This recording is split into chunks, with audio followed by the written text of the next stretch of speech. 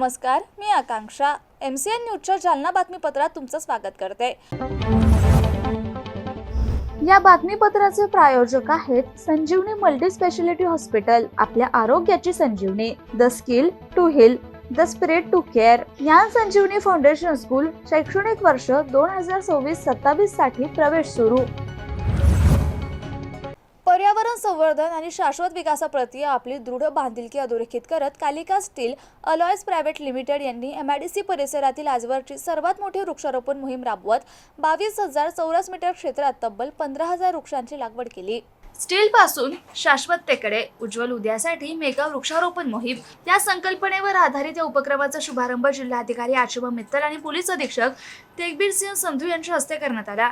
यांच्या उपस्थितीमुळे पर्यावरण संरक्षणासाठी प्रशासन आणि उद्योग क्षेत्राच्या संयुक्त प्रयत्नांचं महत्त्व अधोरेखित झालं। 22,000 चौरस मीटर क्षेत्रात उभारण्यात येणारा हा हरितपट्टा परिसरातील जैवविविधता वाढवणे, हवेची गुणवत्ता सुधारणे, कार्बन शोषण वाढविणे आणि पुढील पिढ्यांसाठी शाश्वत पर्यावरण निर्माण करण्याच्या दिशेने एक महत्त्वपूर्ण पाऊल ठरणार आहे। यावेळी बोलताना व्यवस्थापकीय संचालक घनश्यामदास गोयल आणि अरुण अग्रवाल म्हणाले, उद्योगाची खरी प्रगती ही पर्यावरण संवर्धनासोबतच शक्य आहे असा आमचा ठाम विश्वास आहे। ही 15,000 झाडे म्हणजे निसर्गाप्रती आमची कृतज्ञता आणि भविष्यातील पिढ्यांसाठी हरित वारसा निर्माण करण्याचा आमचा संकल्प आहे।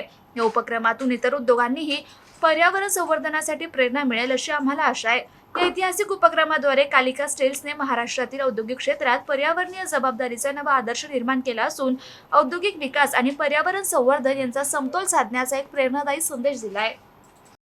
जालन्यात भक्तीचा सोहळा रंगणार असून पहिल्यांदा संत मुक्ताईचा रिंगण सोहळा होतोय। 5 जुलैला जालन्यातील JES महाविद्यालयाच्या मैदानावर हा रिंगण सोहळा होणार आहे। या रिंगण सोहळ्याची जालनेकरांना उत्सुकता असून रिंगण सोहळ्यासाठी प्रशासनाकडून तयारीला सुरुवात करण्यात आली आहे। जालन्यात पहिल्यांदाच श्री संत मुक्ताबाईचा रिंगण सोहळा पार पडणार आहे। 5 जुलैला जालन्यातील JES महाविद्यालयाच्या मैदानावर श्री संत मुक्ताईचा रिंगण सोहळा होणार आहे।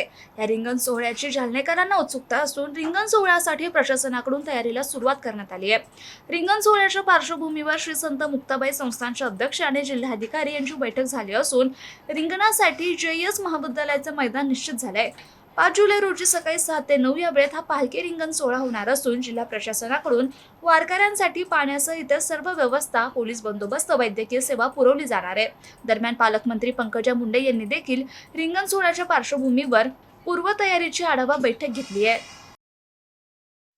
दिनांक 4 तारखेला आदिशक्ती मुक्ताबाईची पालखी सोहळा कन्यानगर या ठिकाणी मुक्कामाला येणार आहे आणि कन्यानगरला मुक्कामाला आल्याच्या नंतर दिनांक 5 तारखेला त्या ठिकाणी JES कॉलेजला मुक्कामाला आपलं रिंगण सोहळ्यासाठी सकाळी 6 वाजता प्रस्थान कन्यानगरहून होणार आहे आणि त्यानंतर 7 वाजता या ठिकाणी रिंगण सोहळा सुरू होणार आहे। काय महत्व आहे पहिल्यांदा जालन्याला रिंगण सोहळा होतो, जालन्यातील नागरिकांना काय आव्हान कराल आणि तयारी कुठपर्यंत? वारकऱ्यांचं खरं तर दैवत म्हणजे विठुराया आहे आणि विठुराया असल्या कारणाने त्या दैवताचं मुख्य रिंगण हा एक परंपरेनुसार आखलेलं एक आपण ज्याला जोतक म्हणू शकतो किंवा एखादा प्रतीक म्हणू शकतो।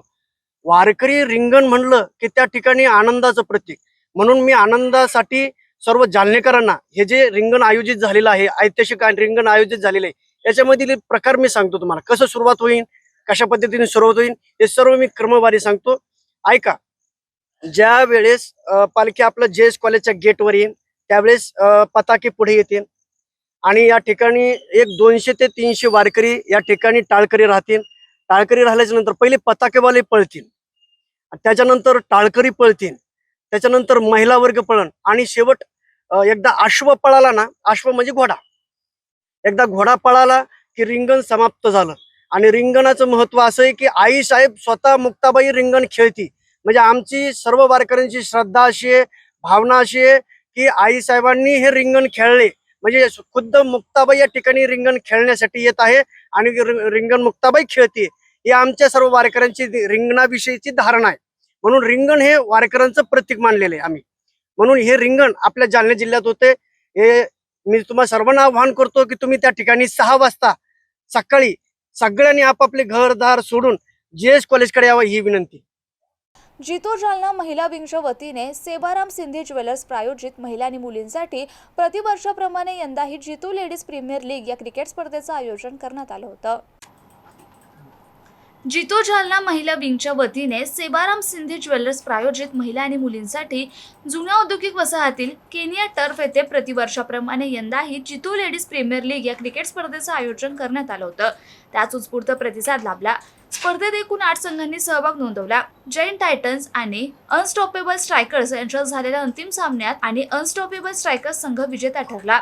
विजेत्या संघास रोहन प्रिथ्यानी आणि रिया प्रिथ्यानी यांच्या हस्ते पारितोषिक वितरण करण्यात आलं. या प्रसंगी नगरसेवक वीरेंद्र धोका, दिनेश चाजेड, पियुष मुथा, नितीन पाटणे, दीप्ती पाटणी, अंकिता बोरुंदिया, रोमा पाटणे, राखी आबड, विजयालक्ष्मी सकलेचा, पूर्वा मुथा, दीपाली पाटणी, वर्षा कासलीवाल यांच्यासह जितोच्या सदस्य आणि महिला खेळाडूंची मोठ्या संख्येने उपस्थिती होती. शैक्षणिक वर्ष 2026-27 गेल्या 8 दिवसांपासून सुरू झालंय. समग्र शिक्षा अभियान अंतर्गत विद्यार्थ्यांना मोफत पाठ्यपुस्तकं वाटप केले जात आहेत. परंतु इयत्ता 6वीच्या विद्यार्थ्यांना अद्यापही विज्ञान आणि इतिहासाचं पुस्तक उपलब्ध होत नसल्याने विद्यार्थ्यांना पुस्तकांपासून वंचित राहावं लागतंय. समग्र शिक्षा अभियानाअंतर्गत अनुदानित आणि जिल्हा परिषद शाळेतील इयत्ता 1ली ते 8वी पर्यंत विद्यार्थ्यांना मोफत पाठ्यपुस्तक वितरण करण्यात येतं.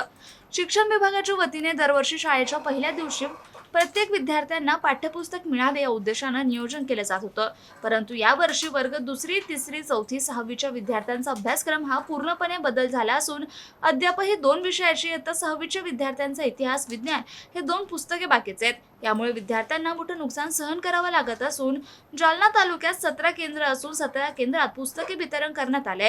हे देखील लवकरच प्राप्त होऊन विद्यार्थ्यांपर्यंत पोहोचते केले जाईल असे गटसाधन केंद्राचे विषय साधन व्यक्ती प्रफुल्ल राजे यांनी MCN न्यूजशी बोलताना सांगितले. सर, आपल्याला आतापर्यंत मराठी माध्यमाचे जे विषय बदललेले, वर्ग बदलले, इयत्ता 2री, 3री, 4थी आणि 6वीचे हे वर्ग बदललेले आहेत. त्यांची आपली पुस्तकं आलेली आहेत. फक्त इतिहास आणि विज्ञान हा अप्राप्त आहे आपल्याला. बाकी सर्व पुस्तकं आपण शाळा स्तरापर्यंत पोहोचवलेली आहेत. सर्व 17 केंद्रामध्ये आपले पुस्तकं गेलेले आहेत. म्हणजे सर्व ग्रामीण, खाजगी, जिल्हा परिषद, नगर सर्व शाळांपर्यंत आपले हे पुस्तकं आपण पोहोचते केलेले आहेत. तसेच आत्ता जे आपल्याला अप्राप्त जे आहेत ते सुद्धा आपले जे 1-2 दिवसामध्ये ते पण येतील आणि ते सुद्धा शाळापर्यंत पोहोचवण्यात येतील. कोणत्या कोणत्या वर्गाची पुस्तकं बाकी आणि किती टक्के वाटप झाले आतापर्यंत? आत्तापर्यंत एक 96% आपले वाटप झालेले आहे. एक 2 ते 3% फक्त काही विषय आपले बाकी आहे. इयत्ता 6वीचा विज्ञान आणि इतिहास हा बाकी आहे. त्याच पद्धतीनं 6वीचा वर्ग हा नव्यानं बदलल्यामुळे तो आपल्याला अप्राप्त आहे. तसेच 2रीचे विषय जो बदलला परंतु ते प्राप्त आहे आणि ते वाटप झालेले आहे. 3रीचे पण आहे. 6वीचे सुद्धा आपल्याला म्हणजे 4थीचा पण आपला जो विषय बदललेला आहे, वर्गाचे अभ्यासक्रम बदलला परंतु त्याचीही आपल्याला प्राप्त आहे. फक्त इयत्ता 6वीचाच आपल्याला 2 विषय अप्राप्त आहेत आणि ते लवकरच आपण 2 ते 3 दिवसामध्ये शाळापर्यंत पोहोचणार आहोत. आम्ही प्रफुल्ल राजे, विषय साधन व्यक्ती, गटसाधन केंद्र, जालना. राज्यातील शेतकरी सध्या दुहेरी संकटाचा सामना करत असून पावसाळ्याच्या अनिश्चिततेमुळे आणि वाढत्या शेती खर्चामुळे शेतकरी आर्थिक अडचणीत सापडलाय. या पार्श्वभूमीवर जालना विधानसभा मतदारसंघाचे आमदार अर्जुनराव खोतकर यांनी विधानसभेतील पुरवणी मागण्यांवरील चर्चेत शेतकऱ्यांचे प्रश्न अत्यंत प्रभावीपणे मांडत शासनाने तातडीने भरीव आर्थिक तरतूद करण्याची मागणी केली आहे. पाहूयात. माननीय अध्यक्ष महोदय, कृषी विभागाच्या बाब क्रमांक 39 आणि 40 पुरवणी मागणी क्रमांक D3 या विषयावर मी माझं मत आणि मागणी मांडणारे अध्यक्ष महोदय. अध्यक्ष महाराज, आपण शेतकऱ्यांच्या बाबतीमध्ये संपूर्ण सभागृह कायम आस्था आणि त्याविषयीची भावना सातत्याने व्यक्त करत असतात. अध्यक्ष महोदय, अध्यक्ष महाराज, शेतकरी हा अर्थव्यवस्थेचा खरा कणा आहे, आधारस्तंभ आहे असं आपण या ठिकाणी म्हणतो. अध्यक्ष महोदय, त्याचे अश्रू आपण जर आता पुसले नाही अध्यक्ष महोदय तर सर्व आकडे आपले हे अपूर्ण राहतील. अध्यक्ष महाराज, बजेटमध्ये आपण जे काही आकडे मांडतो अध्यक्ष महाराज शेतकऱ्यांच्यासाठी, या आकड्याच्या माध्यमातून खऱ्या अर्थाने त्याचं समाधान होतं का, हाही एक फार मोठा विषय आहे. अध्यक्ष महोदय, जून महिन्यामध्ये पावसाचा मोठा खंड पडला. अध्यक्ष महाराज, काही जिल्ह्यामध्ये पावसाला आता सुरुवात झालेली आहे. खऱ्या अर्थाने सर्व शास्त्रज्ञ, सर्व वेधशाळा सांगतात की यावर्षी पावसाचं प्रमाण हे कमी असणार आहे. जर आपत्कालीन परिस्थिती निर्माण झाली अध्यक्ष महोदय, तर अशा या परिस्थितीला शासनाने किंवा आपण सर्वांनी मिळून तोंड DPR तयार करणं अत्यंत गरजेचं. अध्यक्ष महाराज, तो उशिरा जर केला तर पुन्हा एकदा अपयश हे आपल्या पदरामध्ये या ठिकाणी पडू शकतं. अध्यक्ष महोदय, ज्या ज्या जिल्ह्यामध्ये आता पाऊस पडला अध्यक्ष महोदय, त्या सर्व जिल्ह्यामध्ये आता पुन्हा एकदा पावसाने उघड घेतलेली आहे. शेतकऱ्यांनी पेरणी तर करून टाकली अध्यक्ष महाराज, लावणी करून टाकली कापसाची, सोयाबीनची वगैरे, पण दुबार पेरणीचं संकट पुन्हा उभा राहू शकतं. याही समस्येला सरकार म्हणून आपल्याला तोंड द्यावं लागणार आहे. आणि या सर्व बाबीमध्ये अध्यक्ष महोदय, बियाण्याचा खर्च असेल, मजुरीचा खर्च आहे, या सर्व खर्चाने आकाश गाठलेले अध्यक्ष महाराज, एकीकडे खर्चाच्या रकमा वाढू लागलेल्या आहेत आणि दुसऱ्या बाजूला उत्पन्नाचं प्रमाण हे घटू लागलेले अध्यक्ष महोदय. आसमानी संकट हे सतत वाढत आहे अध्यक्ष महोदय. नफा कमी असल्यामुळं माझी आपल्याला विनंती आहे की या संदर्भाने अत्यंत कठोर आणि अत्यंत शेतकऱ्याला पोषेल अशी व्यवस्था निर्माण करण्याची गरज आहे अध्यक्ष महोदय. हवामानामधला बदल असेल, जिल्ह्यातलं पीक नियोजन असेल अध्यक्ष महोदय, या सर्व नियोजनावरती AIच्या माध्यमातून भरीव तरतूद करून त्या संपूर्ण संबंध शेतकऱ्याला सरकारच्या माध्यमातून, मायबाप सरकारच्या माध्यमातून मदत होणं गरजेचे अध्यक्ष महाराज. आणि अशा बाबीवरती जास्तीचा खर्च अपेक्षित असताना सुद्धा पुरवणी मागण्या आणि मागण्यामध्ये अजून त्यामध्ये फार मोठी वाढ करण्याची गरज आहे अध्यक्ष महाराज. अध्यक्ष महाराज, हा हंगाम शेतकऱ्यांचा आहे. पाऊस कुठं कमी होईल, कुठं जास्त होईल, कुठे होणार नाही. मग अशा अवस्थेमध्ये सातत्याने बोलली मागणी का करावी लागते की पंचनामे करा. यंत्रणा उपलब्ध आहे. सातत्याने या सर्व सन्माननीय आमदार महोदयाकडे याच तक्रारी येतात की पंचनामे होत नाहीत. मग यावर उपाययोजना काय? आपण मोबाईलमध्ये ॲप दिलं, ड्रोनचा पंचनामा आपण ग्राह्य मानला पाहिजे, सॅटेलाइटचा पंचनामावर मान्य केला पाहिजे. वास्तव परिस्थिती जी आहे ती परिस्थिती निश्चितपणे मान्य करण्याच्या संदर्भातल्या सक्त ताकीद किंवा सक्त सूचना देण्याची गरज आहे. आणि त्यामुळे ज्या ज्या ठिकाणी अशा प्रकारची आपत्कालीन परिस्थिती निर्माण होईल त्या ठिकाणी तात्काळ नुकसान भरपाई देण्याच्या संदर्भातलं सुद्धा हमी आणि वचन सरकारने शेतकऱ्याला दिलं पाहिजे अध्यक्ष महाराज. आणि अशा काळामध्ये गेली अनेक वर्ष मी ऐकतो अध्यक्ष महोदय की बनावट खत, बनावट बियाणं, या सर्व बाबीचं सातत्याने अजूनही व्यवस्था असताना सुद्धा अजूनही का बंद होत नाही अध्यक्ष महाराज? आत्ता अध्यक्ष महाराज तुकारामजी मुंडे या विभागात किंवा FDA मध्ये आल्यानंतर बनावट किंवा मिक्स करणाऱ्या लोकांचे धाबे दणाणलेले अध्यक्ष महोदय, मला त्याचा परिणाम आजही दिसतो अध्यक्ष महाराज. तो परिणाम आजही दिसायला लागला. अजून त्यांना थोडीशी मोकळी या बाबतीमध्ये दिली पाहिजे अध्यक्ष महोदय. अध्यक्ष महाराज, जे काही खरेदी विक्रीच्या संदर्भामध्ये शेतकऱ्यांच्या बाबतीमध्ये आपण अन्नधान्य खरेदी करतो, नाफेडच्या माध्यमातून खरेदी केली जाते. ही खरेदी शेवटच्या शेतकऱ्यापर्यंत, जोपर्यंत शेतकऱ्यांच्या घरात माल तो येत नाही तुमच्या केंद्रावर तोपर्यंत ही खरेदी केली जावी, ही मागणी आपल्या माध्यमातून सरकारकडे माझी या ठिकाणी असणार आहे. वाळू, अवैध दारू आणि गुन्हेगारी यामध्ये जाणीवपूर्वक अल्पवयीन मुलांचा वापर करणाऱ्या टोळ्या जालना जिल्ह्यात सक्रिय आहेत. त्यामुळे अशा लोकांना शोधून त्यांच्यावर मोक्का अंतर्गत कारवाई करावी अशी प्रभावी मागणी आमदार अर्जुनराव खोतकर यांनी सभागृहात केली. ज्या वयात लहान मुलांच्या हातात पेन पेन्सिल द्यायला हवी, त्याच वयात गुन्हेगारांकडून या मुलांच्या हातात चाकू आणि पिस्तूल दिलं जात असल्याचा गंभीर आरोप त्यांनी मुख्यमंत्र्यांसमोर बोलताना केलाय. पाहूयात. माननीय अध्यक्ष महोदय, एक अत्यंत महत्त्वाचा असा प्रश्न या सभागृहामध्ये उपस्थित केलेला आहे. माननीय मुख्यमंत्री महोदय सुद्धा या ठिकाणी हजर आहेत. माननीय मुख्यमंत्री महोदय, जे हातात पुस्तक आणि पेन पाहिजे त्या हातामध्ये खंजर आणि पिस्तूल यायला लागलं. केवळ हा कायदा आणि सुव्यवस्थेचा प्रश्न नाही अध्यक्ष महोदय, या भविष्यातील पुढच्या पिढ्याचा प्रश्न अध्यक्ष महोदय. आणि अशा गुन्ह्यामध्ये अल्पवयीन मुलांचा फार मोठ्या प्रमाणामध्ये सहभाग या ठिकाणी आढळून येऊ लागलेला आहे. मी जो प्रश्न या ठिकाणी उपस्थित केला अध्यक्ष महाराज, त्यामध्ये 8 मुलं हे दोषी किंवा त्यामध्ये अटक केल्या गेले. कायद्याच्या चौकटीमध्ये अध्यक्ष महाराज कायदा एवढा किचकट आहे की त्या अल्पवयीन मुलासमोर पोलिसांनी ड्रेस घालून जायचं नाही, पोलीसच्या गाडीमध्ये त्याला घेऊन जायचं नाही.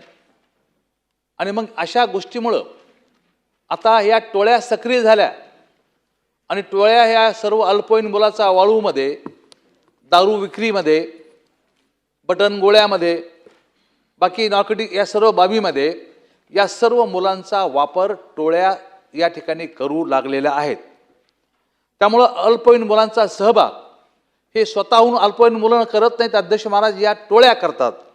त्यामुळे त्या सर्व टोळ्या शोधल्या जातील का आणि त्यावर मोकोका दाखल केला जाईल का? दुसरी गोष्ट अध्यक्ष महाराज, की जालना जिल्ह्यामध्ये स्वतंत्र क्राईम मॅपिंग ही केली जाणार आहे का? क्राईम प्रिव्हेंशन ॲक्शन प्लॅन तयार केला गेला का? अशा टोळ्या उद्ध्वस्त करण्यासंदर्भात या सर्व बाबीची गरज या ठिकाणी लागणार आहे. अध्यक्ष महाराज, कायद्याचं राज्य, माननीय देवेंद्र फडणवीस साहेब राज्याचे मुख्यमंत्री आहेत. त्यांनी खूप चांगले अधिकारी नाशिकला कर्णिक नावाचे अधिकारी दिले अध्यक्ष महोदय. आणि संपूर्ण राज्याने बघितलं की नाशिक जिल्हा कायद्याचा बालेकिल्ला.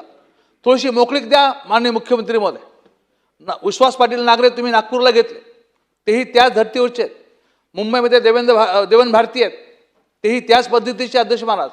माननीय मुख्यमंत्री महोदयाने अत्यंत वेचून अशा प्रकारची माणसं नेमलीत. मला असं वाटतं अध्यक्ष महाराज, या संदर्भाने जी 8 मुलं या अल्पवयीन मुलं त्यांना कायद्यामध्ये जास्त वेळ अडकून ठेवता येत नाही, त्या मुलाचं समुपदेशन सुटल्यानंतर केल्या गेलं का, हा माझा बेसिक प्रश्न आहे. त्यांचं समुपदेशन केलं गेलं नाही, एकदा बेलवर सुटले की मग त्यांना कोणीही विचारत नाही. अध्यक्ष महाराज, हे फार गंभीर आहे. जिथं कायदा, जिथं पेन आणि पुस्तकं हातात पाहिजे तिथं शस्त्र आलेले. अध्यक्ष महाराज, मी एका शाळेच्या समोर जात होतो, एका पालकाने मला थांबवलं आणि मला म्हणे आमच्या मुलाला शाळेतून काढून टाकलं. चल म्हणलं, मी समोरच होतो. का काढून टाकलं? मी गेलो सर शाळेत गेलो असताना मग हेडमास्टरने मला बाजूला घेतलं. साहेब, या मुलाला आम्ही का काढलं म्हणे. म्हणलो, का काढलं तुम्ही? याला घ्या, याला घेतलं पाहिजे तुम्ही. तुम्हाला कारण तर विचारा म्हणे साहेब. मला म्हणे कारण तर विचारा. त्याच्या दप्तरामध्ये रामपुरी चाकू निघाला. जर लहान मुलं अशा पद्धतीनं जर चाकू आणि पिस्तल वापरायला लागले अध्यक्ष महाराज, तर निश्चितपणे ही आपल्यासाठी अत्यंत धोक्याची घंटा आहे. खाजगी दारूवाले मुद्दा म्हणून त्या मुलाला दारूच्या ठेक्यावर बसवतात. का बसवतात? कारण की पकडून नेला की 1 तासात बाहेर येतो. सर्रासपणे अशा टोळ्या लहान मुलांचा वापर करू लागलेल्या आहेत. या सर्व टोळ्यांचे मोरखे आणि त्यांचे आई वडील यांच्यावर सुद्धा गंभीरपणे गुन्हे दाखल करण्याची, मोकोकाच्या अंतर्गत दाखल करण्याची वेळ या ठिकाणी आलेली आहे अध्यक्ष महाराज. ते सर्व जालना जिल्ह्यातली गुन्हेगारी जी लहान मुलात घुसलेली ती नेस्तनाबूत करण्याचं काम शासन करेल का? इमारतीच्या बाल्कनीत 45 वर्षीय व्यक्तीचा मृतदेह आढळल्याने जालन्यात एकच खळबळ उडाली आहे. जालना शहरात ही घटना घडली असून सदर बाजार पोलिसांनी घटनास्थळी धाव घेत मृतदेह शवविच्छेदनासाठी जिल्हा सामान्य रुग्णालयात रवाना केलाय. जालना शहरातील जुना बोंडा परिसरातून एक धक्कादायक घटना समोर आली आहे. गणराज ट्रेडर्सच्या वरच्या मजल्यावरील बाल्कनीत 45 वर्षीय व्यक्तीचा मृतदेह आढळून आल्याने परिसरात एकच खळबळ उडाली होती. घटनेची माहिती मिळताच सदर बाजार पोलिसांनी घटनास्थळी धावत पंचनामा करून मृतदेह शवविच्छेदनासाठी जिल्हा सामान्य रुग्णालयात पाठवलाय. नेमका मृत्यू कशामुळे झाला याचा तपास पोलीस करतात. जालना शहरातील सदर बाजार पोलीस ठाण्याच्या हद्दीतील जुना मुंडा परिसरात आज एका 45 वर्षीय व्यक्तीचा मृतदेह आढळून आल्याची घटना उघडकीस आली. मृत व्यक्तीची ओळख अभय पापलाल चौधरी, राहणार कडबी मंडी, क्रोमा सेंटर, नवीन जालना अशी झाली आहे. मिळालेल्या माहितीनुसार जुना मुंडा येथील धनराज टेलर्सच्या वरच्या मजल्यावरील बाल्कनीत अभय चौधरी यांचा मृतदेह आढळून आला. ही बाब निदर्शनास येताच परिसरातील नागरिकांनी मोठी गर्दी केली. घटनेची माहिती मिळताच सदर बाजार पोलीस ठाण्याचे पोलीस कॉन्स्टेबल TS कानूर यांनी घटनास्थळी जाऊन पाहणी केली. त्यानंतर आवश्यक पंचनाम्याची प्रक्रिया पूर्ण करून मृतदेह शवविच्छेदनासाठी जिल्हा सामान्य रुग्णालयात पाठवण्यात आला. सध्या मृत्यूचं नेमकं कारण स्पष्ट झालं नसून शवविच्छेदन अहवाल आल्यानंतरच मृत्यू मागील कारण समोर येणार आहे. या प्रकरणी सदर बाजार पोलीस अधिक तपास करतायत. आणि हे बातमीपत्र इथेच संपलं. पुन्हा भेटूया पुढील बातमीपत्रात. तोपर्यंत पाहत रहा MCN न्यूज. नमस्कार.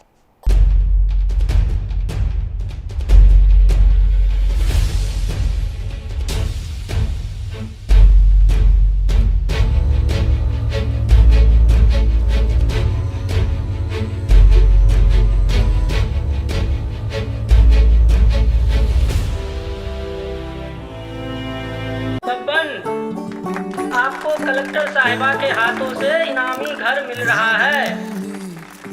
आपका घर बहुत सुंदर होगा ना? अरे नहीं बेटा, हम तो बहुत छोटे आदमी हैं। चाचू डोंट वरी, मैं बड़ी होकर आपके लिए और सबके लिए मजबूत और सुंदर घर बना के दूंगी। कालिका सरिया लाना मत भूलना। कालिका TMT सरिया कंक्रीट से करे मजबूत जोड़ और भूकंप, संग, आग से लड़कर घर को दे दीर्घायु। कालिका सरिया मैं भूली नहीं। बेटिया आप कलेक्टर। कालिका TMT, फैसला जो मजबूत हो। संजीवनी मल्टी स्पेशालिटी हॉस्पिटल, ऋषी park, Ambar चौफुली, Jalna.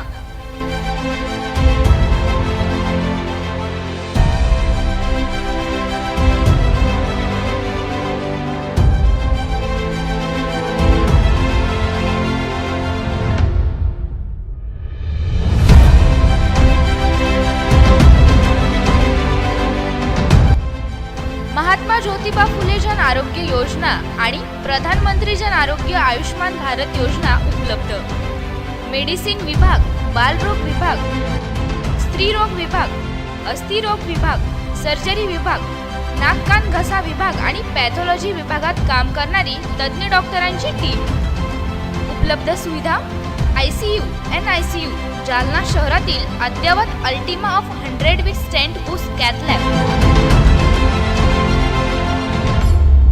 Modular operation theatre, dialysis विभाग, cardiac care unit, CCU, angiography सुविधा, एंजिओप्लास्टी सुविधा, 24 तास अत्यावश्यक सेवा आणि कार्डियक ॲम्ब्युलन्स उपलब्ध. महाराष्ट्र पोलीस कुटुंब आरोग्य योजनेसह सर्व आरोग्य विमा कंपन्यांचे कॅशलेस उपचार. संजीवनी मल्टी स्पेशालिटी हॉस्पिटल, आपल्या आरोग्याची संजीवनी.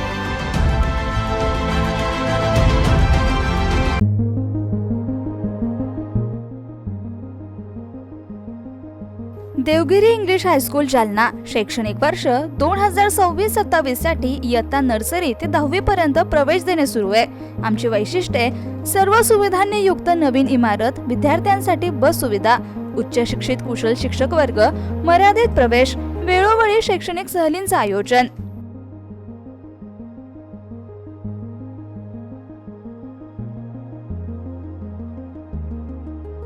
देवगिरी इंग्लिश हायस्कूल, गायत्री लॉन्सच्या पाठीमागे, अंबड चौफुली, जालना.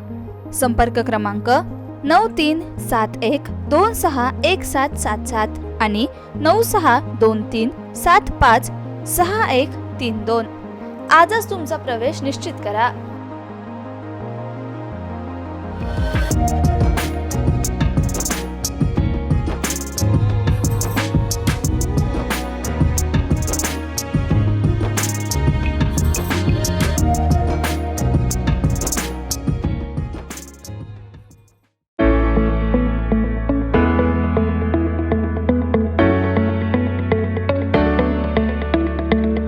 मत्स्योदय शिक्षण संस्था संचलित अंकुशराव टोपे महाविद्यालय, जालना कनिष्ठ आणि वरिष्ठ महाविद्यालय येथे प्रवेश देणे सुरू आहे. महाविद्यालयास बँगलोर येथील नॉर्थ मार्फत पूर्ण मूल्यांकनात तिसऱ्या सायकलमध्ये अ दर्जा प्राप्त करणारे जालना जिल्ह्यातील प्रथम महाविद्यालय, तसेच डॉक्टर बाबासाहेब आंबेडकर मराठवाडा विद्यापीठाच्या शैक्षणिक अंकेक्षणात अ दर्जा प्राप्त केला असून आयएसओ प्रमाणे 2026-27 प्रमाणे नॅक ओरिएंटेड निसर्गरम्य वातावरणातील महाविद्यालयात आपला प्रवेश आजच निश्चित करा. कनिष्ठ महाविद्यालयात कला, वाणिज्य, विज्ञान आणि HSC व्हॅकेशनलसाठी 11वी आणि 12वी वर्गात प्रवेश देणे सुरू आहे. विज्ञान शाखेसाठी रॉक सायन्स, इलेक्ट्रॉनिक विषयांची विशेष उपलब्धता, 11वी आणि 12वी साठी व्यवसायभूमिक courses, accounting, financial and office management, marketing and detail management, logistic material management यासाठी विशेष प्रवेश देणे सुरू. वरिष्ठ महाविद्यालयात BA, BCom, BSc, BCA या वर्गातून नवीन शैक्षणिक धोरणानुसार प्रवेश देणे सुरू आहे. BA या प्रथम वर्ष प्रवेशासाठी उपलब्ध विभाग, MA यासाठी उपलब्ध विषय आहे मराठी, हिंदी, इंग्रजी, भूगोल, मानसशास्त्र, इतिहास, समाजशास्त्र, राज्यशास्त्र, लोकप्रशासन आणि अर्थशास्त्र. MCom, MSc संगणकशास्त्रामध्ये प्रवेश देणे सुरू आहे. PhD साठी उपलब्ध संशोधन केंद्र, संशोधन विषय इंग्रजी, भूगोल, मानसशास्त्र, इतिहास, समाजशास्त्र, मराठी, हिंदी, वाणिज्य, लोकप्रशासन, अर्थशास्त्र.